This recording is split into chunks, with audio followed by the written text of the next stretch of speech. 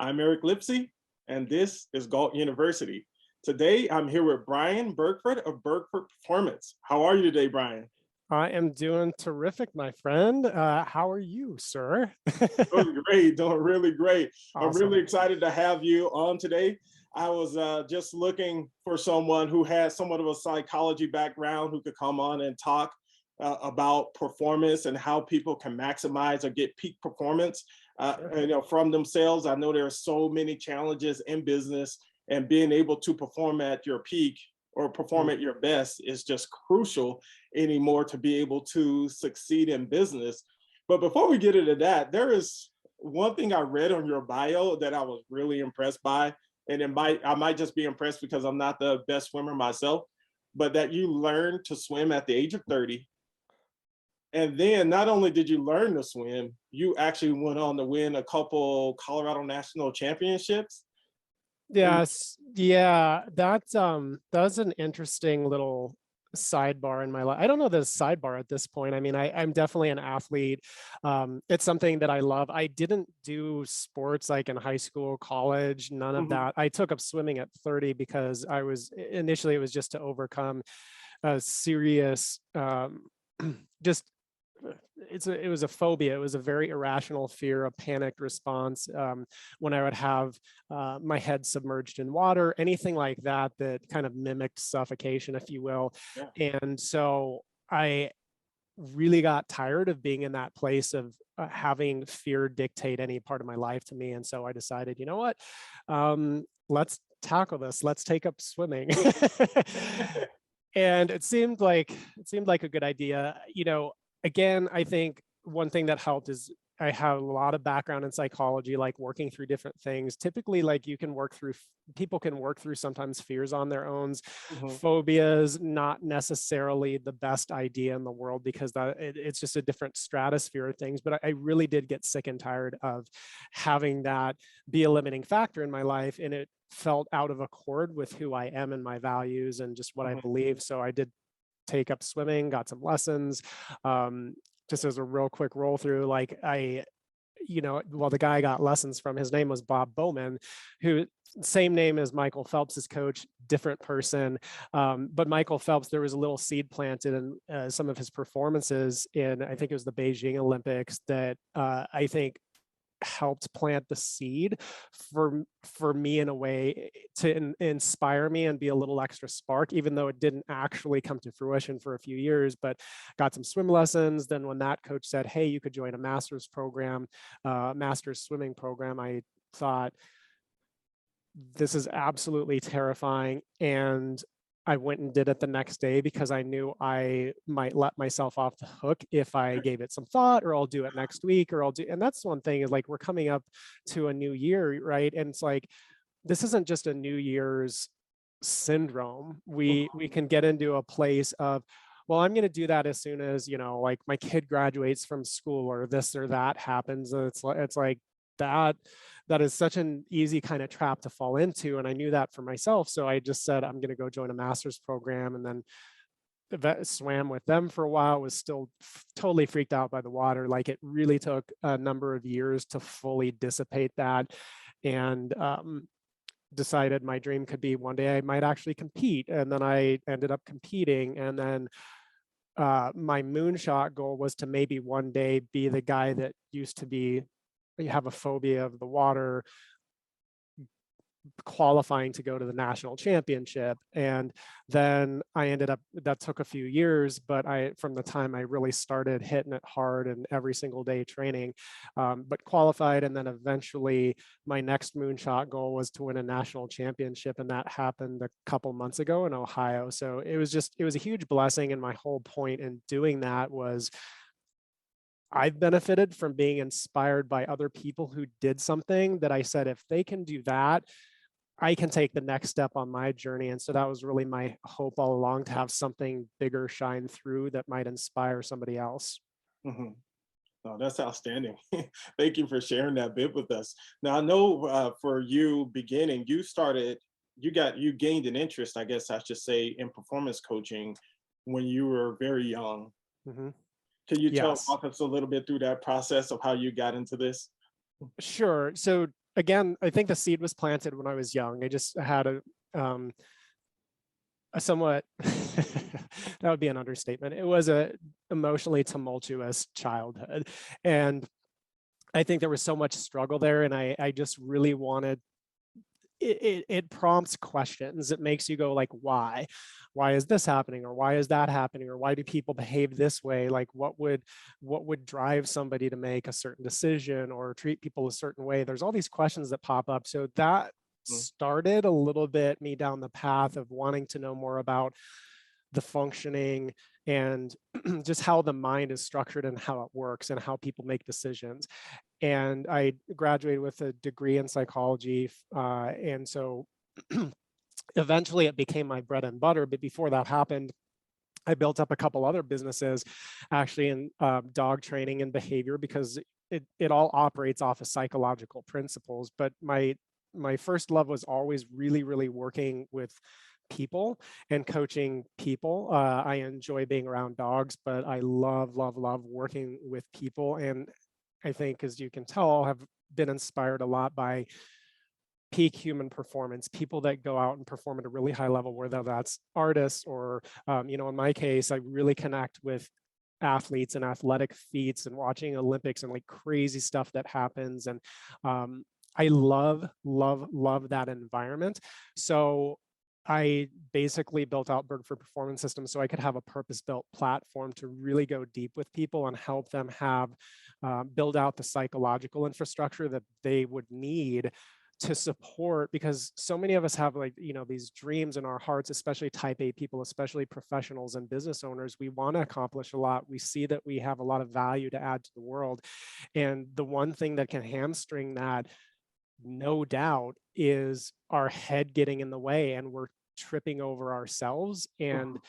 it's just helping people reach their potential. They really can't do it if their mind isn't right, or if their mind isn't optimized for the journey that they're on. And so they may be amazing people, but they have some infrastructure, like I said, psychologically, that is out of accord with what they're trying to build in their lives. So that's really what I focus on, is like sports psychology for athletes, working with professionals and business owners, because I'm both of those things, and it's easy for me to connect with. Great.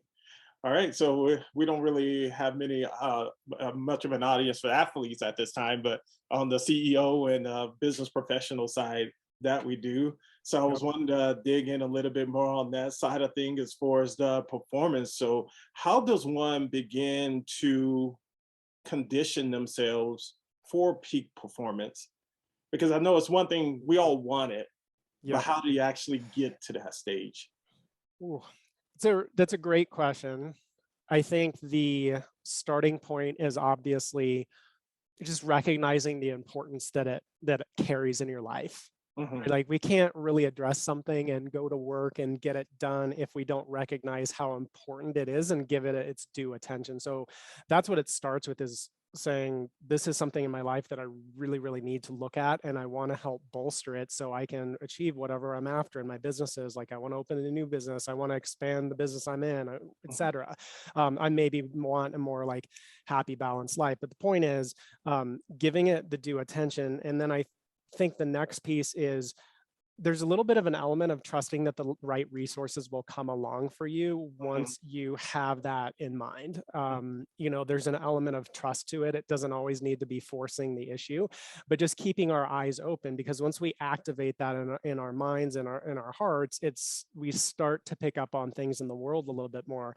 In terms of the conditioning, I think of conditioning, and you can help me if this isn't what you meant, but Oh, sure. I think of it just like any other kind of training, whether in athletics, training is very well understood, right? Like, you show up, you do certain things, and you direct that toward an outcome that you want. In business, it's showing up, but showing up in a certain way, having your priorities right. Like, there's mechanisms behind it, and a system that's very much built on blocking and tackling and just showing up. Hmm. Right. It's not normally magic. The reason business owners and entrepreneurs that are really good at what they do, it's not magic. They're just really, really good at showing up. They Hmm. know what their strengths are, and they bust their rear end, at least for a period of time until their business reaches critical mass. And I think it's the same way in terms of mental training.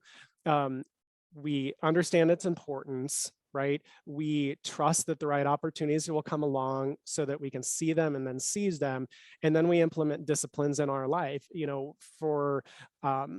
For some people, that's just taking space out of their schedule of Mhm. like, every day I have dedicated planning time or I have dedicated thinking time. Like, it doesn't matter how many companies I own. It doesn't matter how busy and sought after I am. I need to protect that space, because if I don't have that space, eventually it catches up with me. I can't keep running all these background programs in my mind where there's no rest. And it's just like a computer, it gets bogged down. You got 52,000 Internet Explorer windows open and you're running 16 programs, and it's not that the computer's not powerful, it just starts to get slogged down with things. So I think that's one, is opening up space. And then disciplines like either mindfulness, meditation is a really, really big one. There's things like visualization. And the reason I'm throwing a number of them out here is because I don't believe there's a system that's right for everybody. I think there's disciplines that work better for individuals. And then pairing those different things like visualization plus like meditation plus my planning practice, that seems to be a magical trifecta where I have those things together. There's a synergy that's created. So there's an experimental aspect to it, but those are a few disciplines that are kind of top of mind Mhm. with conditioning, but then it has to be done really consistently. That's the only way something gets trained and conditioned. You can't poke at it. You can't do it once in a while. It can't be sporadic, Mhm. because the momentum starts to build and then you lose it on the back end, and it starts to build and it's just pushing the rock up the hill and then going back down, and you're like Sisyphus, and it's exhausting. And a lot of people burn out that way, and they think it's because they're working really hard, and it's not necessarily that. It's because they're working really hard in spurts, which is the fastest way to exhaust yourself. Mhm. Yes, I completely agree with what you're saying there. And I know for me, especially on the discipline side of things, where you're trying to create habits of Yeah. doing or ways of doing things. For me, even before when we were closing down a business during the last recession, 2000, back in 2010, 2009, somewhere around there. But anyways, I had this time where I was so stressed out that I started eating desserts and cakes. I mean, it kind of became my go-to, where that was the habit that I created to deal with my stress. And I started getting really sick, and I decided that this wasn't the path for me. So I had to go on like a 60-day where I stopped eating the sugar and I started going to the gym every single day to create a new habit. I wanted that thing to be so ingrained in me. And after that 60 days, it felt awkward not to go to the gym, not Right. to work out. Yeah. So it basically flipped the script for me, and that Mm. discipline really helped out a lot. So I like where you talk about discipline, but I know in the business industry it's often really challenging for entrepreneurs, especially when you're getting started out, because if you work for another company, you're leaving corporate, and all of a sudden you're responsible for everything, right? If you Mhm. decide to do nothing, you can do nothing. If you decide to work hard, you can work hard. But even regardless of what you do, there's going to be consequences on the other side of that, right? So, Yep. and I know a lot of people struggle with that discipline piece, and it might even be the discipline of having Mm. or making time for certain things. Like even I'll bring this up. Maybe you can touch on this a little bit. Is that you have to wear different hats a lot of times when you're starting out, because you don't have all the employees, you don't have all the staff. So a Mhm. lot of people having to manage themselves, because you got to be a salesperson, you got to be the marketing person, you got to be the accounting person for a little while, because unless you can afford to pay for someone else to do those things, which a lot of small businesses can't. What is Mhm. something you would say to them, to be able to manage yourself in those situations? Super great question. And there's obviously a lot of individual variance in this, but kind of Mhm. looking at it from a broad level, um, I mean, obviously you're spot on, right? Like when you start, you are everything from janitor to accountant to like whatever. You're all of it, because you don't necessarily, unless you have a lot of working capital up front and you can just hire people, but a lot of people don't have that luxury, just like you Right. said, especially small business owners. They're stepping out, they're taking a chance. um, I mean, one thing, like, some people probably shouldn't be business owners, so I should address that up front, Yeah. right? Oh Because yeah. there's Yeah. definitely that. There's some people that like the idea of owning a business, Hmm. and then they kind of get into that space, and I don't want to be, this isn't meant to be discouraging. It's just No, we no, no, have to talk no. about like the whole spectrum, and that's one of the things for me, is recognizing there's some people that are really, really passionate about something, and they think that they need to go in and like open a business to do it. And it's like, dude, you are not, no, like, you need to be an artist, you need to go work for somebody, you need to find like a different way to do it. Because when you get into the business and you're responsible for everything, it takes a tremendous amount of fortitude, it takes a tremendous amount of guts, it takes a lot of resilience to even go down that path, because you are wearing so many different hats. And um, I think that one thing you had brought up is talking about the discipline when you went on like the 60-day thing, and it went from being sort of like weird to operate that way to then it was weird not to operate that Yeah. way. And I think that's one of the big things, is we can have so much getting thrown at us as business owners, especially in the beginning, that it's overwhelming, it's Mhm. overstimulating, and we can start to get in a place where we feel like we need to address all of it at once. And it Mhm. can shut down productivity because there's no way to deal with all of it. There just isn't. And so just find a discipline, find something and move forward with it in your business. Like every day I'm going to, like, no matter what the heck else is going on, I'm going to show up and I'm going to do this practice because this is central to my business functions, and I'm going to do that no matter what's going on, and I'm just going to put that like right in the center, and I'm going to protect that. Mhm. If I need to shift it here or there because fires pop up and I have to put them out, but this is going to be a discipline of mine, and I'm going to carry that through. And if you do something like that for like 30 days, 45 days, Mhm. um, that discipline of itself, first of all, it focuses you and it can keep you from spinning mental cycles where you have runaway thoughts and you start way overthinking things and worrying Right. a bunch. It's like, focus your attention back on things that you can control.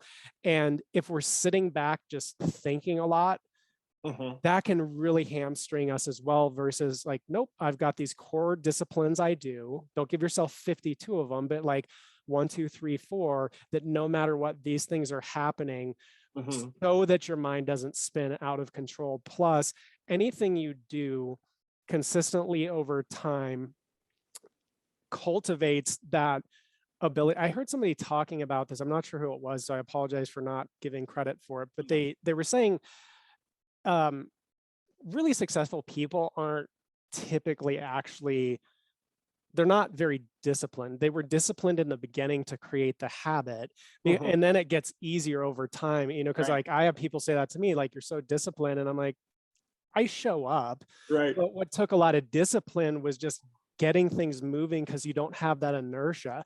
Right. Um, so I would encourage people, focus on a few key things, a few key Mhm. practices, whatever you have identified as central to your business operations that are most important, give you the most benefit for your effort, Mhm. and make sure those things are happening every single day, at least for the next 30, 45 days. And then you can revisit, maybe take some things out, maybe put in some other things that have taken priority and precedence. But you have to be consistent at these quote unquote disciplines until they become second nature. And so this isn't new information. A lot of it, I think, is just reminding people, Mhm. dude, these tactics, you understand how to create this. You wouldn't be in the position you're in right now as a professional, as a business owner, at a high level, without these things in your life already. You already know this stuff, Mhm. but when so much is going on, sometimes it just takes a little bit of a reminder, like, yep, you know what, I totally know better than that, and I Right. need to put that back into my life. Mhm. I like what you said there about the habits versus discipline thing, because read somewhere where someone said that habits will take you where discipline won't.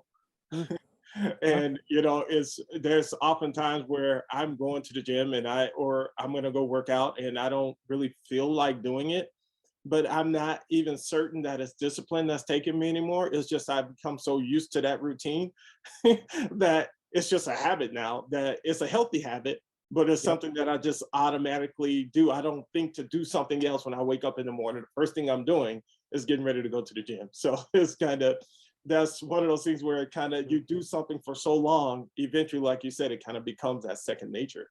And So, if it's negotiable in your life still, it's not at that level you're talking about. right. Right. And there, I mean, there's days for all of us, no matter how consistently we've been like year over year, or whatever, there's mornings or afternoons or evenings, all of us don't want to do something.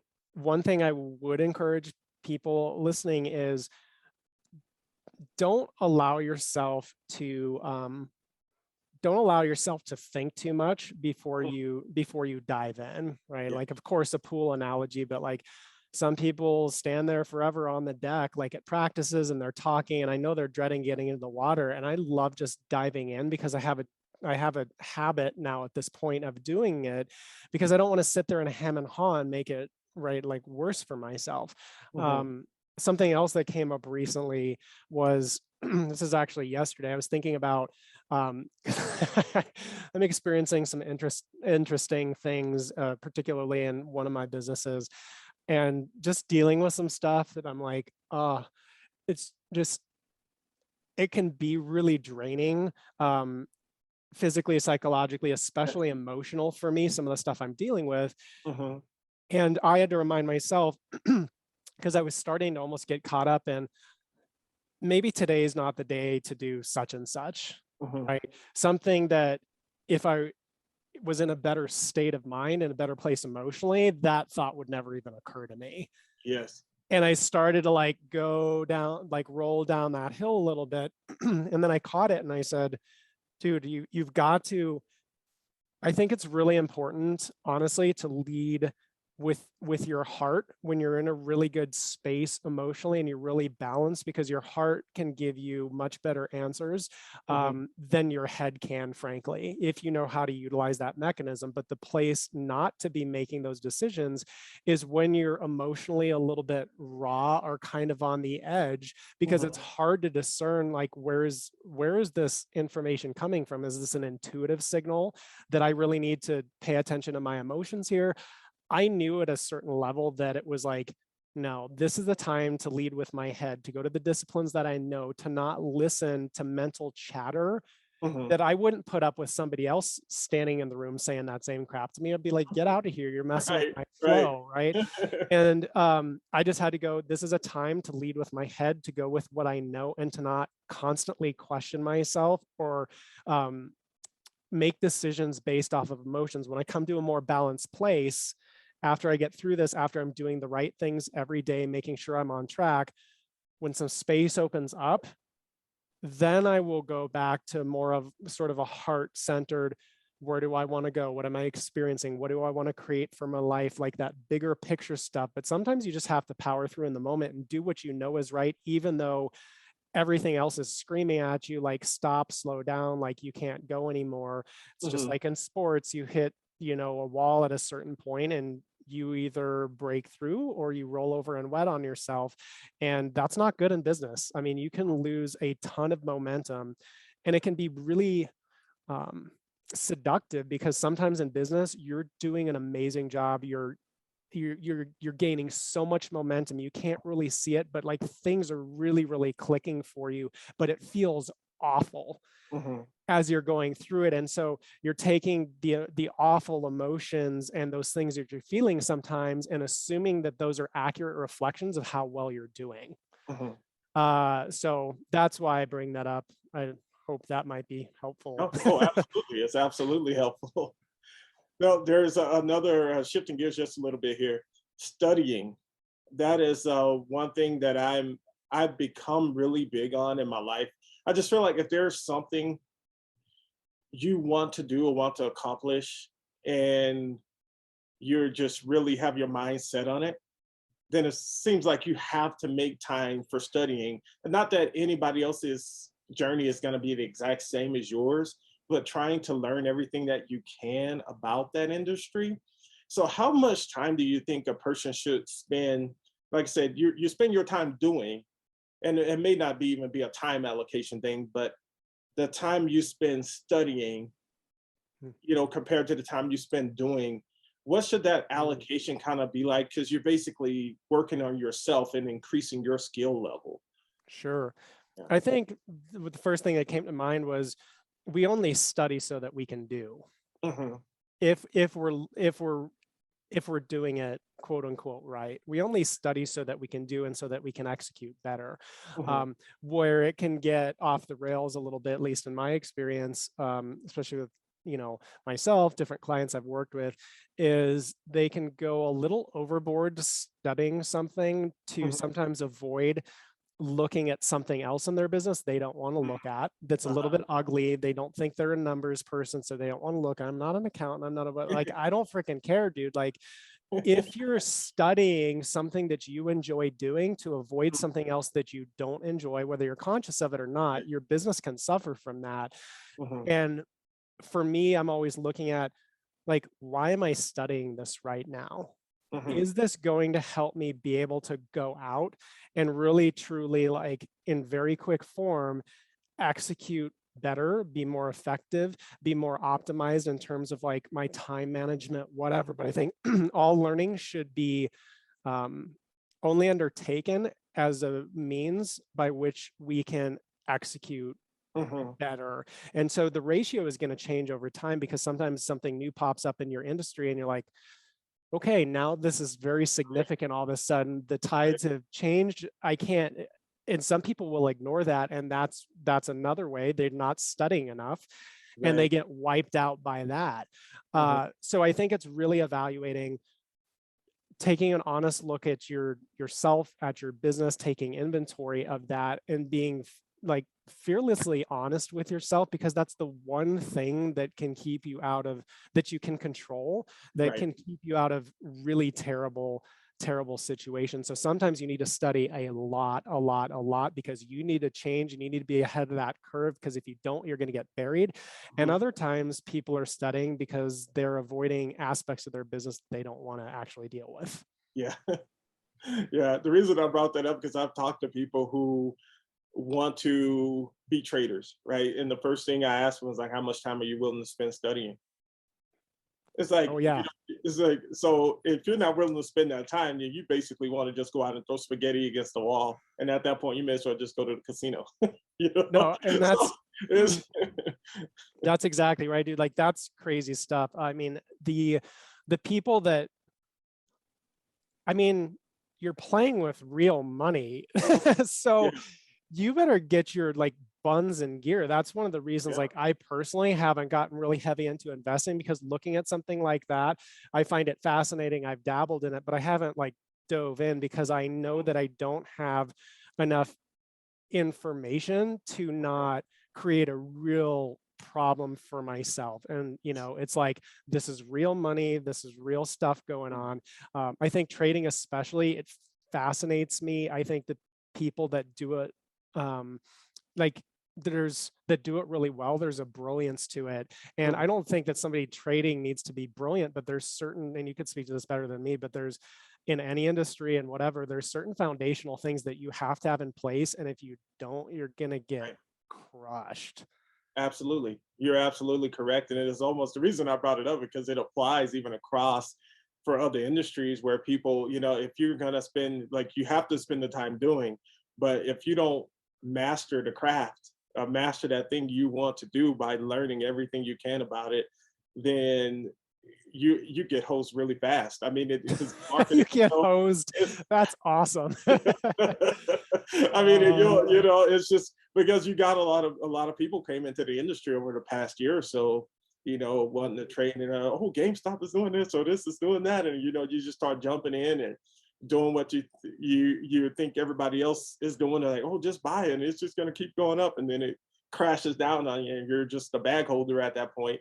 But just putting that across to for other instances in mhm. business, like if you're going to be like a psychologist, right? Or even there's new things and new discoveries coming out even in psychology. So a person who is into psychology might still be able to learn new things. And like you said, there's things constantly changing. We're constantly finding new information, Yeah. and what worked yesterday may not work today. Even for, let's take SEO for example.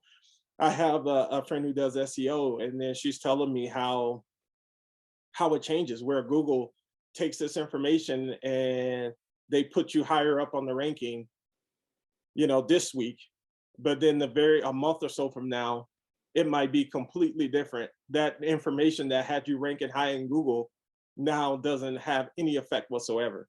So there's always things happening and changing. So if you need to be ranked high on Mhm. Google, then it's to your interest to keep learning about the changes that Mhm. are happening. So it's like you're constantly, like you said, in the state of learning. And if you stop learning, you're at a point to where you're just at a huge disadvantage because you're not keeping up with the times, basically.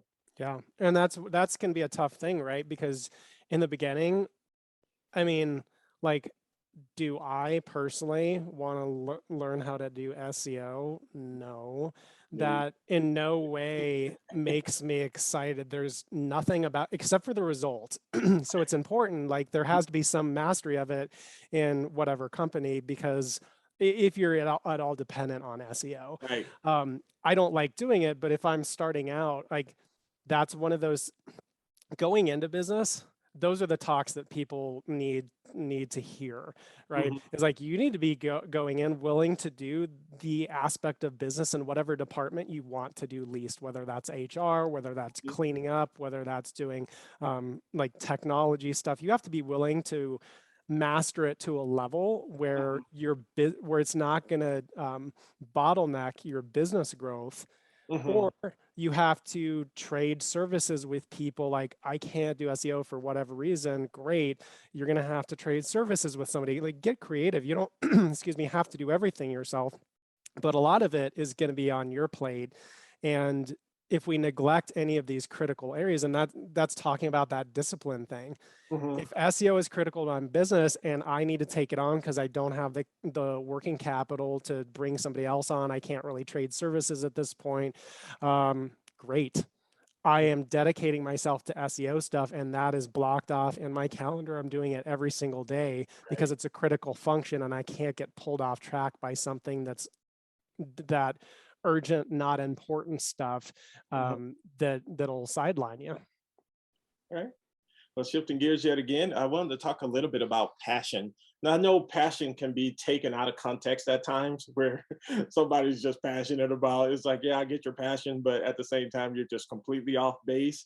But at the same time, passion can also be a driver, I'm assuming, for peak performance. Just say, for instance, a restaurant. When I go out to eat, I really don't like to just go out and just eat anything, right? I want something that I can't make at home. I Yep. want something that when I eat that food, I can't even think of one thing that I would have added to it because it was that good. It's like the person was so Mm. passionate about what they were creating that they just went and they just went in their lab per se and just Yep. figured, all of these things that they were going to put together that was going to create this Mm. masterpiece of a dish, and not just with food, but with other things. Like I know this photographer, Barbara McFerrin. I don't know if you've ever seen any of her work, but when she creates her photography, it is just on such a level that Mm. it's just unmatched for as far as photographers that I've seen. Yeah. And it's something where she has so much passion that she sees something that everybody else can't see, and she's trying to create this thing that people are just going to go wow, Yeah. and you can't help but go tell somebody else about it because Mm. it's so well done. I just wanted to touch on that for a bit on Of the course. passion piece. I love how you put that because you talked about passion and then creation. When somebody is really passionate, it comes through in what they create. Mhm. At just a whole at a whole different level. And a lot of times there's an intangible quality to it. It's like you can feel the difference in the output when there's a ton of passion behind it, right? And there's other things too, like execution, operations, et cetera, et cetera. But particularly in beginning of businesses, you do not make it through if you are not insanely passionate, because there's going to be days where day after day and week after week and possibly month after month, at times even year after year, it makes absolutely zero sense whatsoever to continue doing what you're doing. And you have to be a little bit like kooky upstairs, but in a good way, Yeah. uh, to keep that ball rolling, to keep showing up day after day after day. That passion is the piece that can really drive it and get something to a critical mass to where it starts to take on a life of its own. Mhm. um, but man, if you don't have that stuff on the front end, like you're never going to make it. And then if you know, usually like if businesses stall out or they're not doing as well, it's because there is a lack of passion, and that eventually is going to catch up. And so I think that's an incredibly important thing to talk about. You got to have passion going into what you're doing, because it's going to show up in Mm. whatever you create, and people are going to notice the difference. Unless you've got a, you know, virtual monopoly, um, people Right. have choices Mhm. in a society like ours, right? Like in a free market economy, they can go different places. And if Right. there's not passion getting injected into what you do, Mhm. it is going to show up, and it is going to affect the bottom line. So it's a very pragmatic tool as well. Oh, that's great. Well, thank you very much for chiming in. Now, is there anything else that I tried to touch on the things that I kind of figured would be included in that ingredients of peak performance? But is there anything else that you would like to share with the audience today on as far as achieving peak performance? I think maybe just being a little bit more aware and starting to look at mental training and your psychological build out, Hmm. and recognizing how much that's going to affect everything that everything that you do. Hmm. Again, going back to what we talked about in the beginning, giving it the importance that it deserves, giving attention to it every single day, and then recognizing your own unique need sets, your own unique makeup. um, it's ironic because like my company is Bergford Performance Systems, but it's really not about, it's almost like Bergford Performance Frameworks is what it should be, Hmm. because the systems, quote unquote, that I'm creating and that we're working with people, it's a system that also has flexibility in it, recognizing that your psychological framework does need to change over time because we're fluid creatures.